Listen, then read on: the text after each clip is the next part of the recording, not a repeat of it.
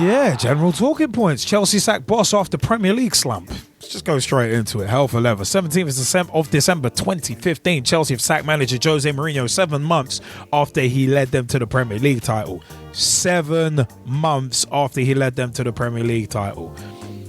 Let's carry on. The 52-year-old Portuguese had been in his second spell at the club, taking charge in June 2013. Chelsea finished 8 points clear last season and won the League Cup, but have lost 9 of their 16 league games so far and were at that point 16th in the table, 1 point above the relegation places. Mourinho's final match was Monday's 2-1 defeat at leaders Leicester City.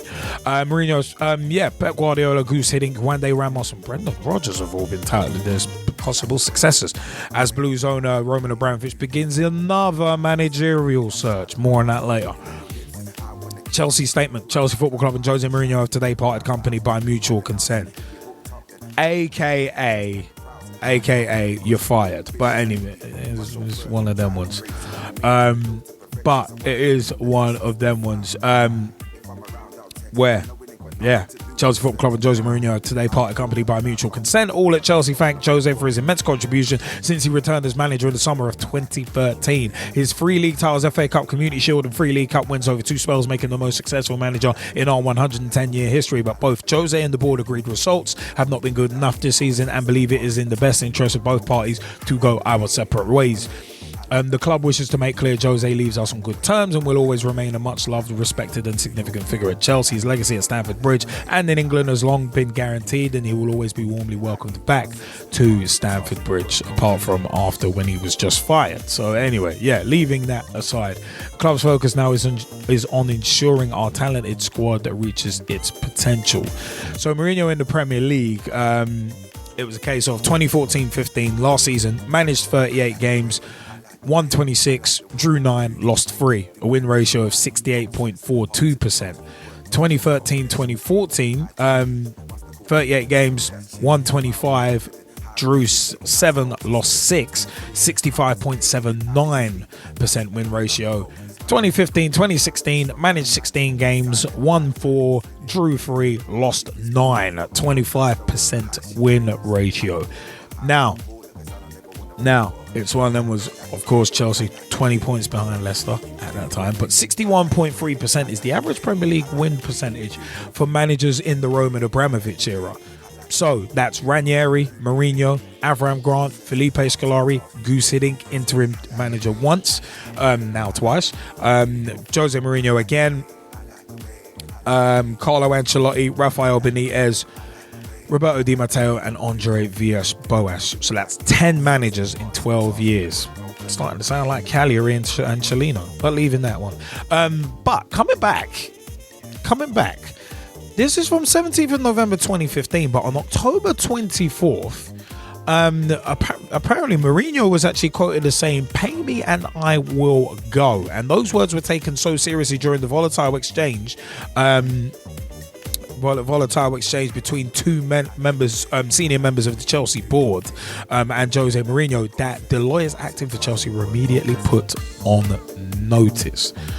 So it's one of them was Mourinho's exit now, which was confirmed shortly after he was summoned to a meeting with Chairman Bruce Buck and Director Eugene Tenenbaum in the main building at the training ground, had been in the works since that explosive moment at Upton Park. Mourinho demanded the full payout with more than £40 million due on the new 4-year contract that had been announced and signed in this past summer, one day before the start of the Premier League defence against Swansea. Now, Jose Mourinho expected to be given a £12 million severance package by Chelsea. Chelsea not likely to pay the full £40 million compensation that Mourinho's owed. Here's one of them was Chelsea's traditional approach has also been to pay managers until they next find permanent employment. Although there have been previous reports that Mourinho would get the full amount, a large payment of £40 million £40 million would actually risk Chelsea's compliance with UEFA financial fair play regulations. So it's kind of an interesting one there, but it is one of them ones. the bigger starting to get to the tail end of this dog. Well, you'd think so. Anyway, Jose Mourinho sacks players not to blame, says a Chelsea director. Michael Emenalo on the 17th of December 2015 said Chelsea's players were not to blame for Jose Mourinho's sacking. So the defending champions at that time were 1 point above the relegation zone after losing 9 of their first 16 Premier League matches this season. And technical director Michael Emenalo said there was a palpable discord between the manager and the players. Asked about the role of the squad in Mourinho's exit, he told Chelsea TV it's very easy to make that inference, but it's not one the club accepts. You don't have to accept it, but anyway, so one of them was fact is fact, it defends itself. But anyway, Emenalo said the squad consisted of the same group of players who won the league and League Cup in style last season whilst sweating tears and blood. He added the players have a responsibility to go out and prove everybody wrong and show a commitment to the decision and show a commitment to the decision that has been made to try and get the club up the league table. This club is in trouble and needed something to be done. Now, 5 players who it's been said have let Jose Mourinho down with their performances for Chelsea this season: Diego Costa, Cesc Fabregas, Nemanja Matic, Branislav Ivanovic and Eden Hazard. I'm going to come back to those because 6 things that apparently got Jose Mourinho the sack, according to some areas of the media. From December 17th, 2015, the Ivo Carneiro situation, too many defeats, 9 in 17, as many as Jose Mourinho had suffered in his previous 2 seasons as Chelsea boss. Lost the dressing room. Now that's kind of an interesting one, with Jose raging at all his players, accusing them of betrayal. And this was after the Leicester result, where he did sound like a man on the edge. He really did. From the transcripts of his interview, it sounded like, wow, this dude is just blaming everything. He was basically carpet bombing in terms of blaming. But tying into that spoiled brat behaviour, Mourinho has been subjected to a 1-match stadium ban and a 40 grand fine as a result of his behaviour in the 2-1 loss to West Ham on October 24th. And those incidents were just 2 of many. But anyway, so one of them was transfer dealings. Chelsea's failure to improve their squad in the summer proved hugely detrimental to Jose Mourinho. If the Portuguese can be blamed for that, well, it's unclear given the way the fragmented way transfers happen in modern football, but the transfers were highly questionable. And some say he's not the special one anymore. Just like in Italy and Spain, the press have grown tired of his antics and frosty attitude, with Mourinho's inability to handle criticism in the media only continuing to stir the pot. Now, a brawl apparently erupted. Brawl in inverted commas. It's one of them. Was training session last Wednesday saw tensions come to a head at the embattled club Chelsea, with a bust up between Cesc Fabregas and several other players. According to the Times, a training ground incident involving Fabregas on Jose Mourinho's second last day shows the level of division at Stamford Bridge. The catalyst for the push and shove was during a match involving senior and squad members from the players' academy. It is believed Fabregas caused a reaction from teammates with a very strong tackle on one of Chelsea's under-21 players. Tensions were heated as some in the squad disagreed on the intent of the challenge, but it was reported it was quite fair. Players then had to be separated by coaching staff. It's unclear if Jose Mourinho was involved. We thought we'd mention that, but that does kind of sound like it's parasitic media making links where there are none, to be perfectly frank.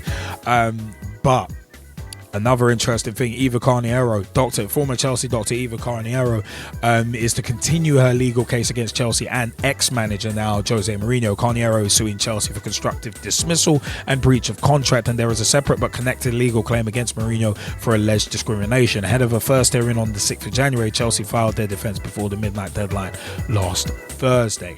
Now, more interesting news in terms of management. Pep Guardiola to leave Bayern Munich at the end of the season. December 20th, this news came out. Pep Guardiola is to leave Bayern Munich at the end of the season and will be replaced by Carlo Ancelotti. Guardiola, who's 44, has been linked with Manchester City, Manchester United, Chelsea and Arsenal as well. He's not revealed his next destination, but Karl-Heinz Rummenigge has said that, well, he knows where he's going. But Bayern Munich's chief executive has said that Guardiola knows where he's going. So it's one of them ones. What I will say is this: Very interesting. Jezzie, do you want to have your view first before I go into my view on the Mourinho situation? And the Guardiola thing is a very interesting one as well, because everyone's now linking Guardiola to this, to that, to this, to that, Mourinho to this, to that, to this, to that. What's your view on that? Well, I think the Jose Mourinho sacking, I have two opinions on it, right? One, if he really did lose the dressing room, and if you look at the way the team performed, right, over the course of the season, you could probably argue, yes, he did. Right? If he did lose the dressing room, and you look at where the team is, right, you have to say, well, something needed to happen. Right? And normally what happens in these situations, it's not the players who are underperforming that get shown the door. It's usually the manager. Right? So that was going to happen anyway. That was more or less, a matter of when, not if. Right? But then the other side of it is, you've just sacked the best manager you've ever had, right? For what is essentially one poor first half of the season. And we're not actually at the halfway point yet. So I'm saying, why would you do that? Right? What good can you foresee coming out of this now? Right? Because all that this Chelsea job is literally a hot potato. That's all that it is. Right? I'd actually say it's worse than going to Real Madrid. Right? At least when you go to Real Madrid, you can at least win something and still get fired. Right? Whereas it's like, if Chelsea aren't the top of the footballing world straight away, then you're fired anyway. So why would you want to go to that? Right? Jose Mourinho comes under a lot of criticism for not building a succession of teams and not staying anywhere for too long. Welcome to modern football management. Right? I think the only club where he really could have done that would have been Inter Milan.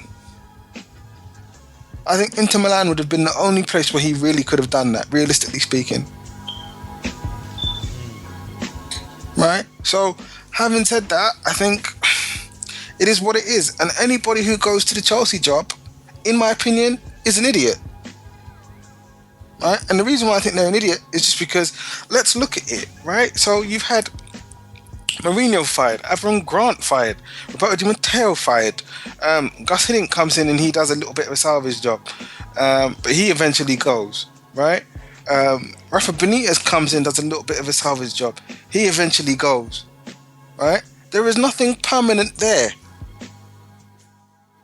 Everything there is temporary, right? So we talk about the criticism of Chelsea not bringing through many youth players, generally speaking, right?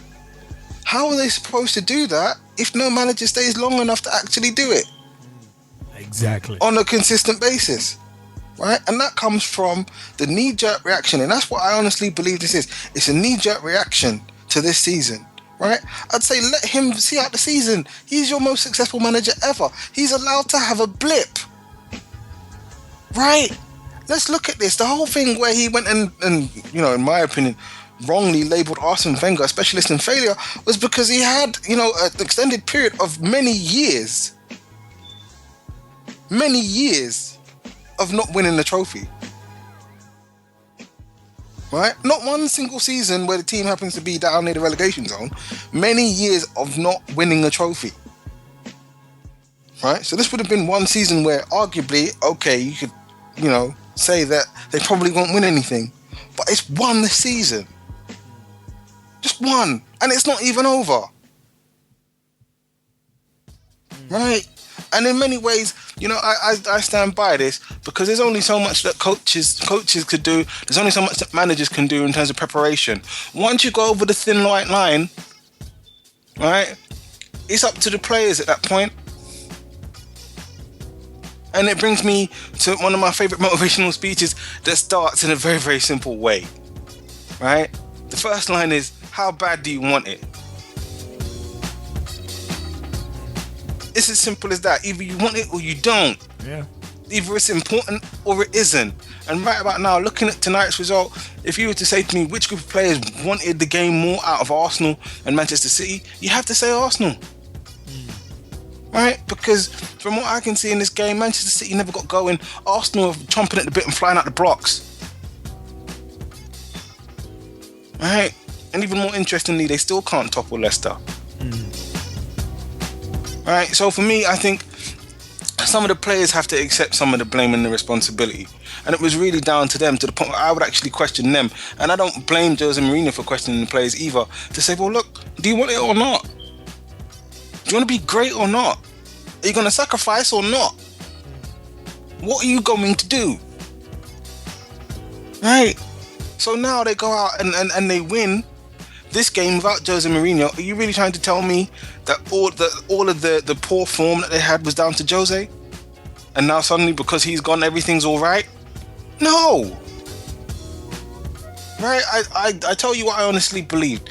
I think, right, because this team didn't necessarily start the same way how they started last season, was flying out the blocks and everything else, because it was a little bit rough, right? They simply shirked it.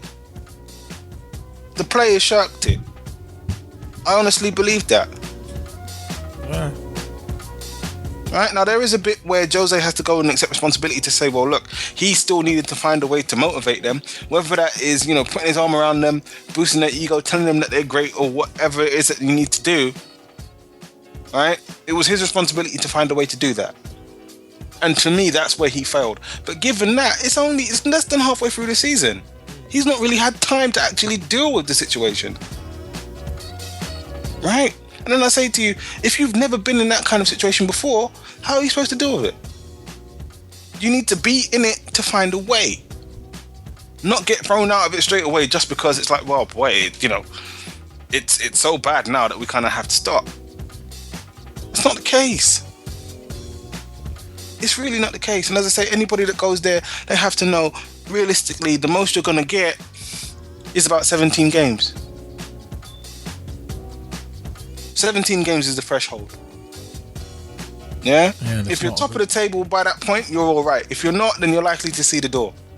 And who wants to take on a managerial contract for 17 games? No, seriously. No, I've got a reason for it. No, but who wants to take it on? No, I've got a reason as to why. But I'll go into that. No, I know money's the big one, but I'm like, why? There's no potential for growth as a manager in that scenario. None. Right? And the guy who's going to come in afterwards, he's wasting his time because he's only going to get to the end of that season because they're going to be realistically looking for somebody else anyway. You see what I mean? So it's really a job to stay away from. It's not one that has any allure where you can go and say, right, you're going to grow as a professional and you're going to be able to develop and actually create side after side. That opportunity is not there. Right? And if you think otherwise, you are really looking at the wrong picture altogether. Right? In my opinion now, in terms of football management, Chelsea is not a desirable outfit. Right? That's one of the ones where actually you look at your wardrobe, you say, no, I don't think I can wear that ever again, and you throw it out. Yeah, right? And to save anybody else from wearing it, you know what you do? You burn it. It's that bad. Right? But this does have a ripple effect on what's happening with Louis van Gaal right now. That's exactly why I wanted you to hold on. No, I know, but we can go into it now. It's safe now. Right? So it does have a ripple effect on him. And I said it to you before, the Manchester United job is a lot more complicated, right? Because of money. Money complicates the Manchester United job, right? Essentially, the team need to win to be able to support itself. If they're not winning the league, if they're not progressing in the Champions League, all the money that they would have got from that is gone. And if that money's gone, they can't make the big moves that they want to make. Right? And one of the reasons why Manchester United were able to make the moves that they made previously was because they were winning on a consistent basis. Progressing in the Champions League on a consistent basis. When that stopped, right? And here's the interesting thing about money people. All money people look at is money. right? They're not going to look at the levels of player performance, player psychology, sports psychology, and all that stuff. None of that is of interest to them. All they want to know is, where's my money? What are you doing with my investment? That's the questions they ask. Right? And if they're not getting a return, you know what they do? They pull out their money. Simple as that. They take it back, they say, I'm going to put it somewhere safe. Because this isn't safe anymore.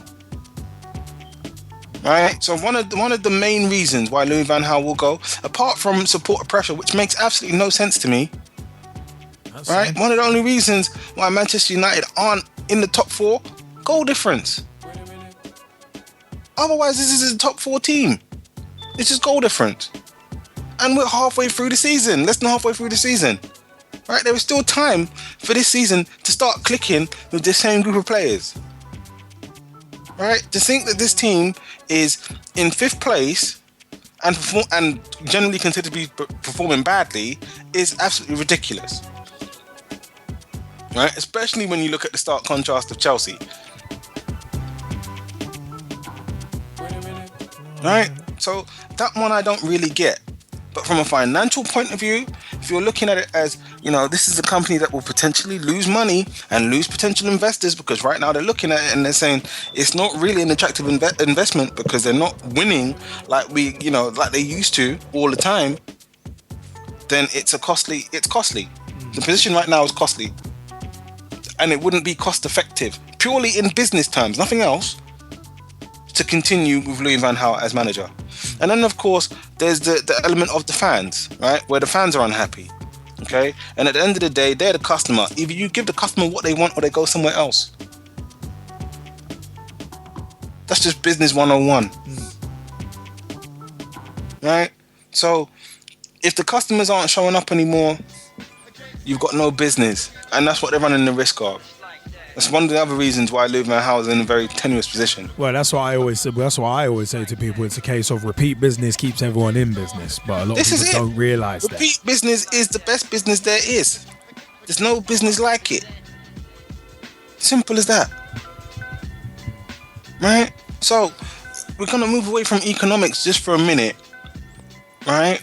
And we're gonna go to the fact that right about now, the team's struggling. Supposedly, even though they're 5th and only 5th on goal difference, right?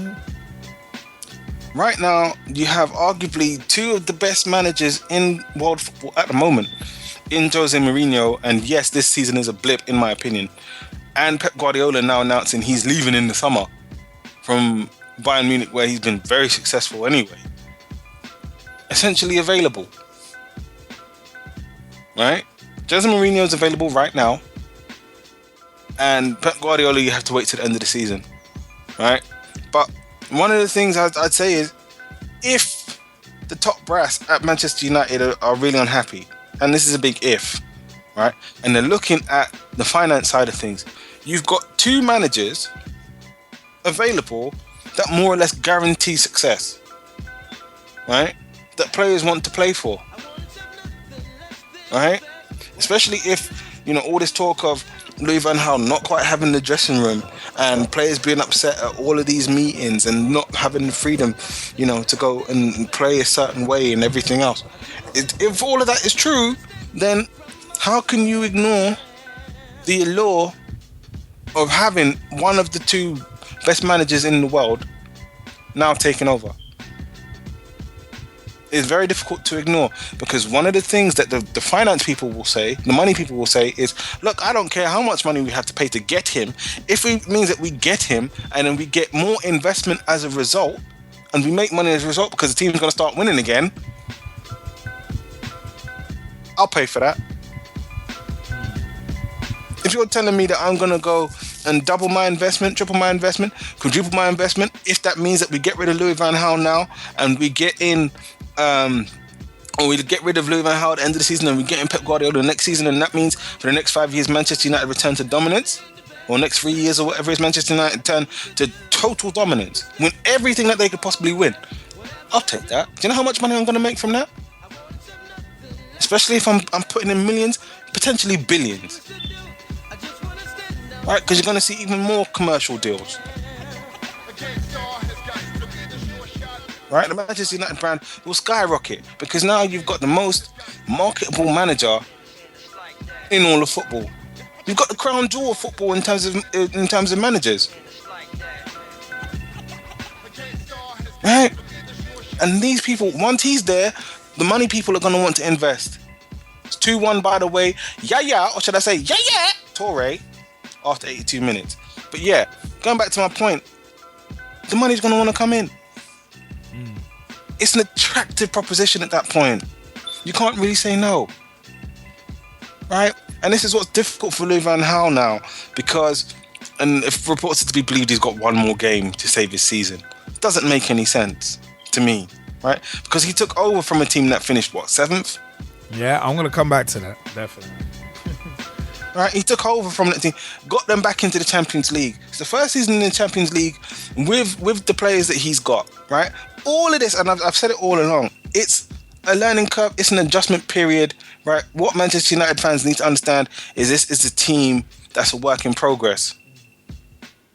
Right? There are bits of it that are working, there are some bits of it that haven't worked all season. It really is that simple. Right? The same way that Chelsea fell off the map, right? Manchester United, they're free falling. If you want to look at, the disconnection between midfield and attack and defence and midfield and so on and so forth, they're free falling in that regard. Right? But is that all Louis van Gaal's fault? No, because when the team was winning, okay, despite all the poor form, was anyone complaining really? They might say, oh, but the style of play is not... But when you look at the league table, the team's right where it's supposed to be. Which one would you have? At the end of the day, right, football, whether you like it or not now, modern football is all about results. Yeah? Either your team wins or they don't. Either they finish in the money positions in the league table or they don't. How you get there is becoming increasingly less important. Right? You can play some of the most beautiful football in the world. Right? It could be very, very pretty and aesthetic. Right? If your team is losing, you know what you'd say? You'd say, actually, I prefer it if there was a little bit of steel, a little bit of backbone, as opposed to all these aesthetics. Yeah? Give me a team that can actually grind out a 1-0 lead and get the result after taking the lead in the first 10 minutes, as opposed to a team that's going to go and play the ball around all day and not actually do anything. Yeah. Right? So I say this to you, right? Football is not like Marie Antoinette. They're not going to say, let them eat cake, because you cannot have that too. I'm sorry. It's one or the other. Either you take the results or you take the cake. Do you know what? Do you know what? That's kind of where I'm going. In some of the points you've said, I agree, but in some I disagree too. You know what? The fact of the matter. No, come at me, bro. Come at me. Hey, I will, because the fact of the matter is, I've said to a number of people about Jose Mourinho's sacking, and on a personal note, in terms of Mourinho's public persona, I took great pleasure at actually spreading the news around my workplace that he had been fired. Oh, look. I actually did. No. I'm not gonna lie. I'm not gonna lie about too much, right? But I knew you were grinning like a Cheshire cat, literally from ear to ear. It's almost like you were like the Joker, Heath Ledger's Joker, right? Where to get the smile you've got, literally, we slitted the side of your face. Hey, it was that big. Yeah, hey, it's one of them ones. Fact of the matter is, I'm not gonna lie about it. I would be sitting here in the studio a liar if I was to say I didn't chuckle when I saw the news, and it didn't give me some sort of pleasure, nothing obscene, to hear that he was fired.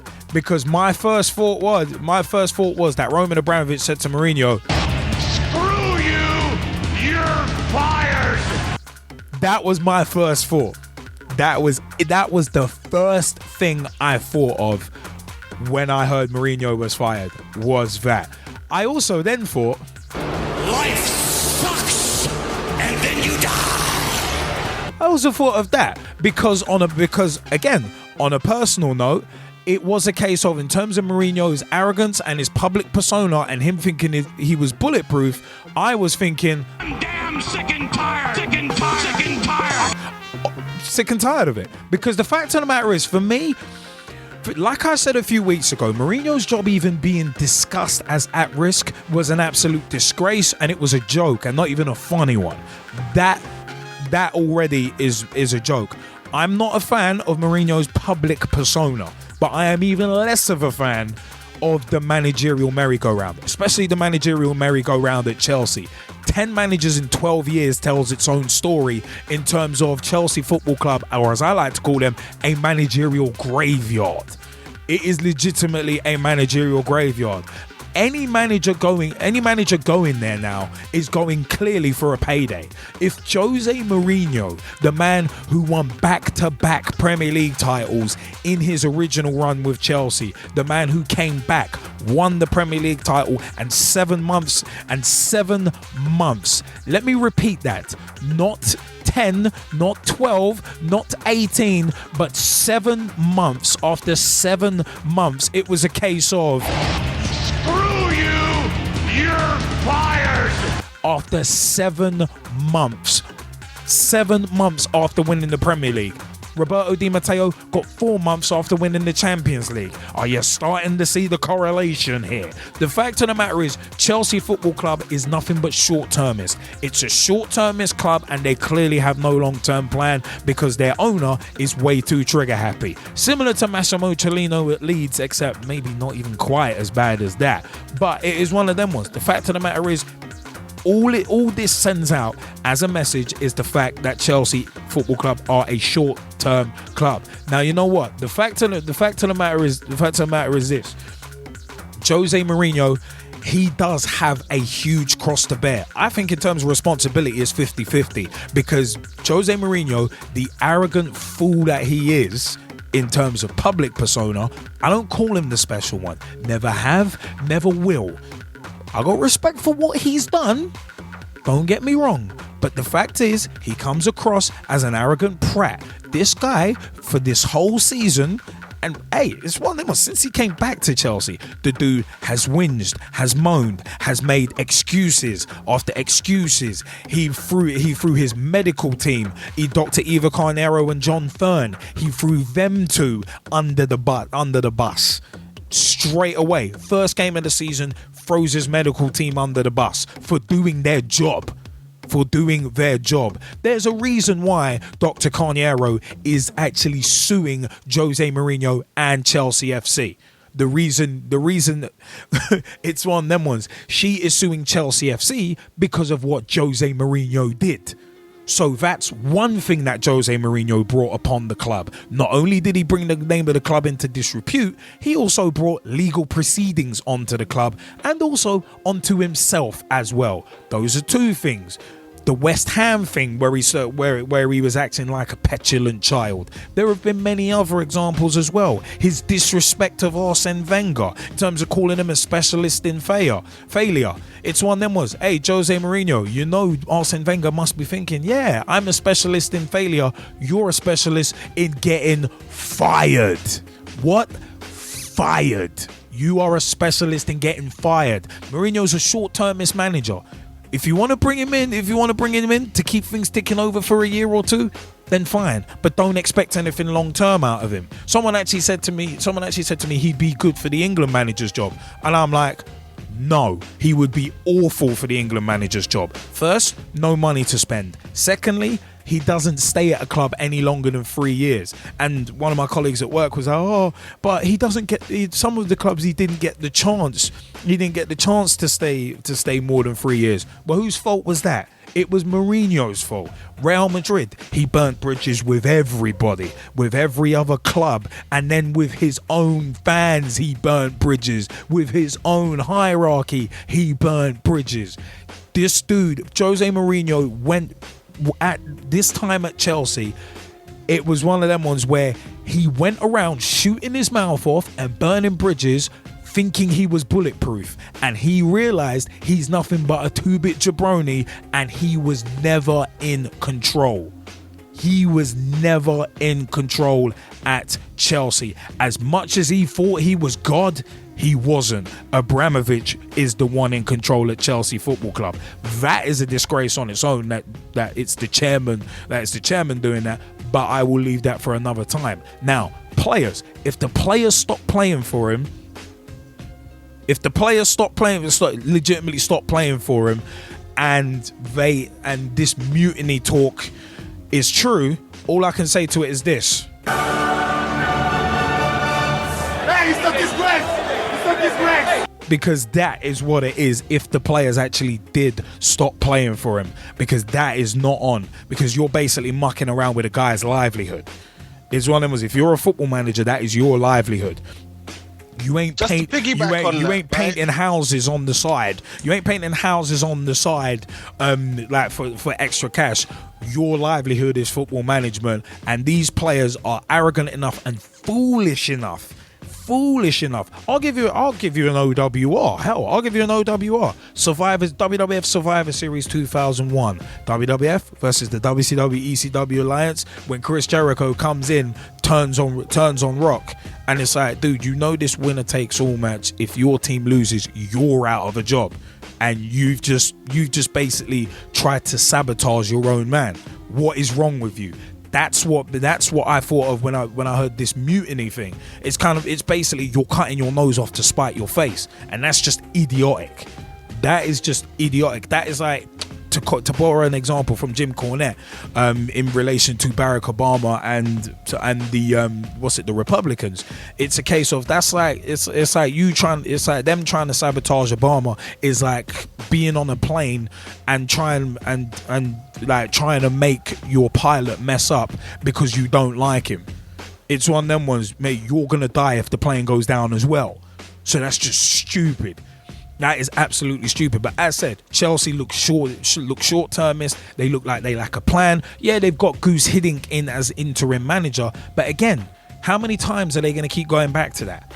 How many times can you keep going back to that? How many times can you go back to that and it's going to be successful?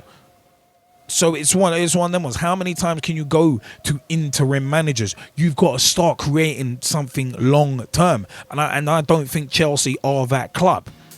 I just do not think they are that club. It seems like they haven't got that capacity. I mean, go back to one of the pitch talk, I think it was the push points from last year where we were talking about the glass ceiling for under 21 players. If they ain't getting through, so you're not creating long-term strategies. And if you're not allowing managers time, then how are you going to build anything? I mean, for me, the whole thing is a joke. Now, this thing about Guardiola being linked to everywhere, or to all and sundry, and Mourinho as well. It's a case of, if Mourinho goes to Man United, do you know what? That would be hilarious. And the reason why it would be hilarious, remember, a lot of people are forgetting that Mourinho actually did, apart from Sir Bobby Robson, the legend that is, was, and will forever be Sir Bobby Robson. Jesse, answer me this. Who else, apart from Bobby Robson, did Jose Mourinho study under the learning tree of? Louis van Gaal. Thank you very much.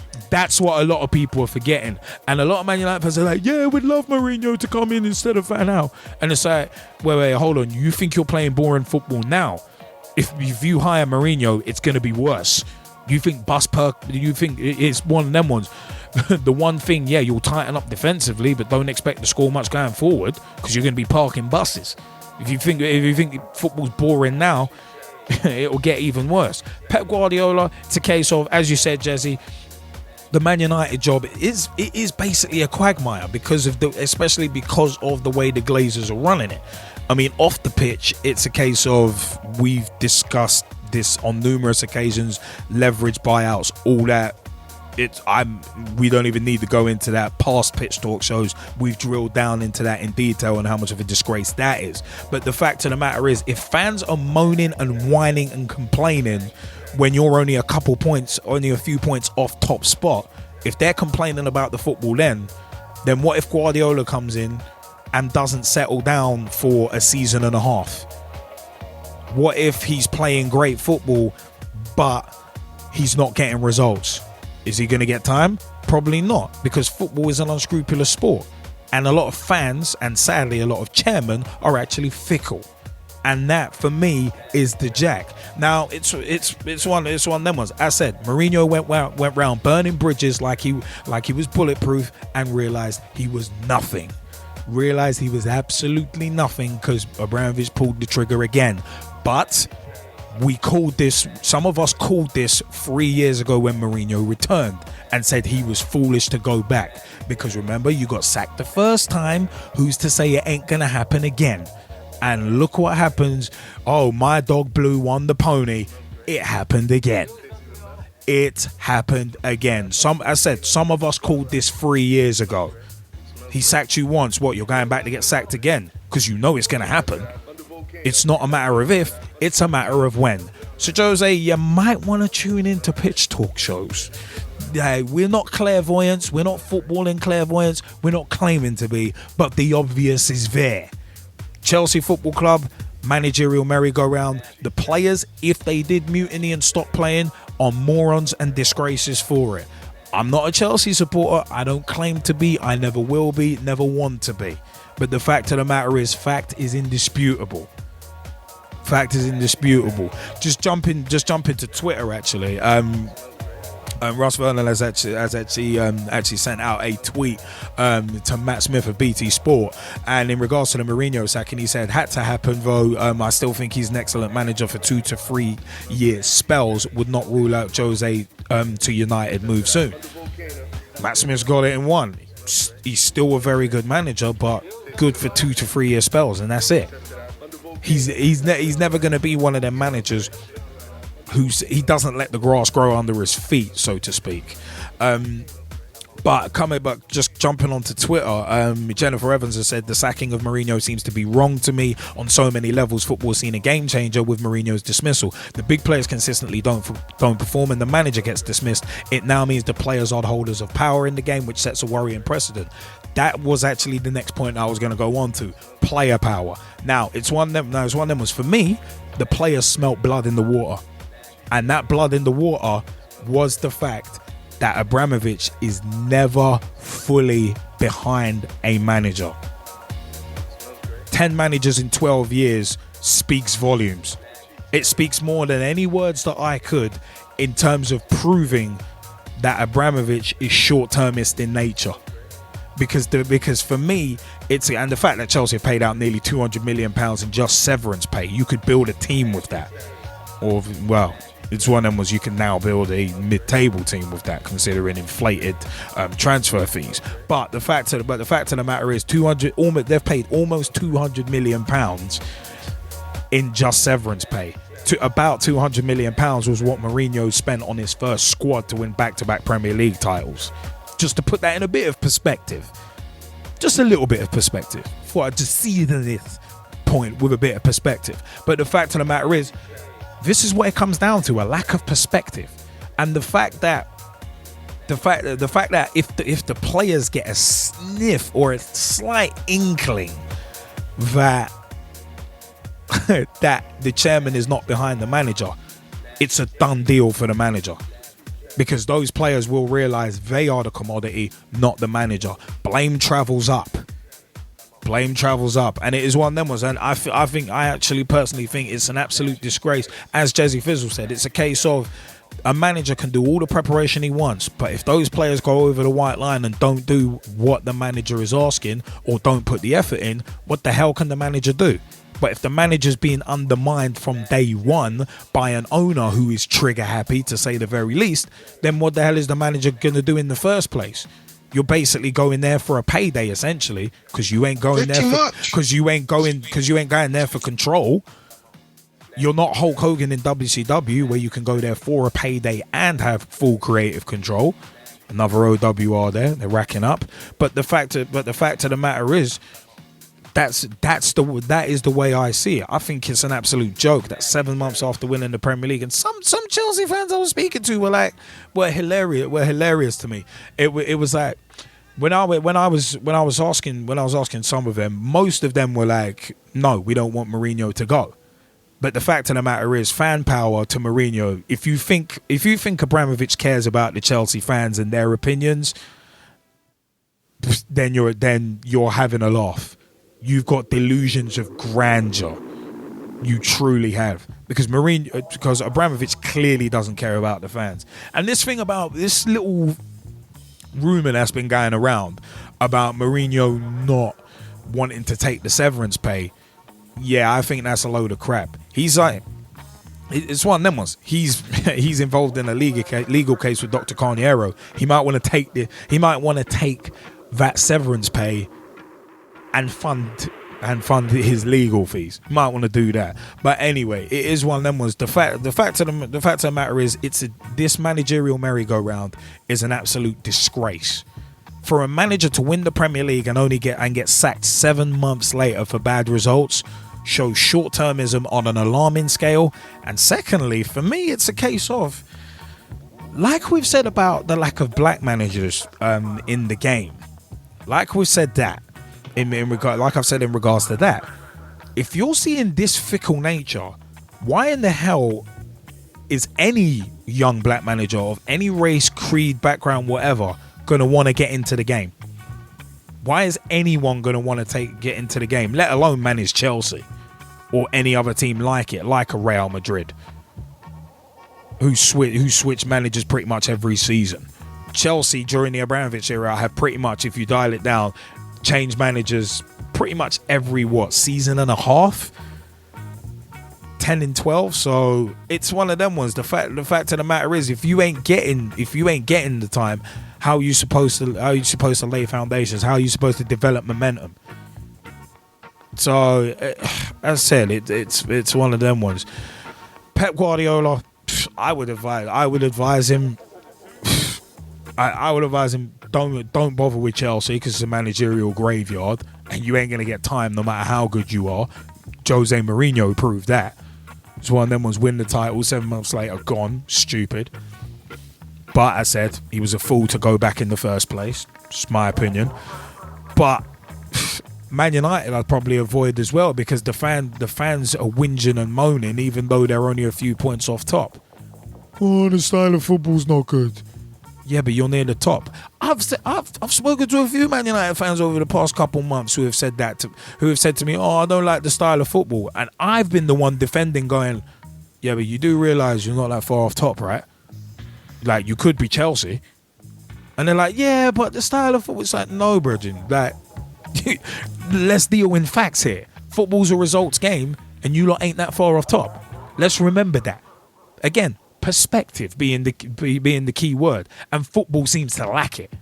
Football really seems to lack perspective. But anyway, sorry, I've been waiting to say that since last Thursday when all this stuff went down. I know. It's one of them ones. But I think we should throw out to the Skypers, because the Skypers have been waiting with Zen-like patience. So which of the Skypers is going to jump in first is the main question on this topic. All right, Ryan Sonley, your view on the Mourinho thing and also the Guardiola. Where do you think he'll end up?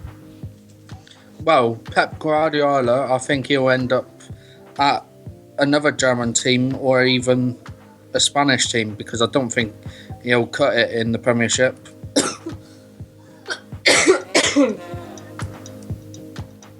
But it's an interesting one. I mean, right? What do you reckon about the Mourinho sacking as well? I thought it's the right thing to do, and Mourinho deserved to be sacked. But I thought it was a bit abysmal how they did it. But I mean, he is still a great manager, so hats off to him wherever he goes. I hear that. I mean, it's one of them was Ross Vernon. You wanted to jump in as well.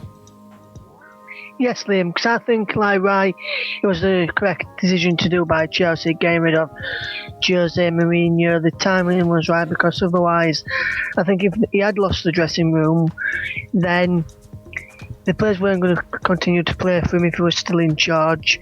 We'll continue to lose more matches. And to be honest, Liam, I could have seen them slip into the relegation zone and possibly get relegated if Mourinho was still in charge. So I think it was a correct decision to go and get rid of him. Moving back to the Pep Guardiola one, I think It could probably end up at City if Pellegrini leaves there at the end of the season, or maybe I don't think he'll go to United. Or like Bray said, if you're not Man City, I think he'll end up either at another German team, maybe even Real Madrid, Barcelona, someone like that. Because I think if he goes to one of them, he'll have a good season there. And Arsenal are now 2 points behind Leicester, playing a 2-1 win over Man City tonight. That's 8 wins in 11 Premier League games for Arsenal now, Liam, as well. Yeah, no, I hear that. I mean, it's one of them ones. It's actually Petr Cech actually doesn't break the clean sheet record yet because he needed a clean sheet. But it is. I mean, as I said, this whole thing, this whole managerial merry-go-round thing is a joke, and it's not even a funny one.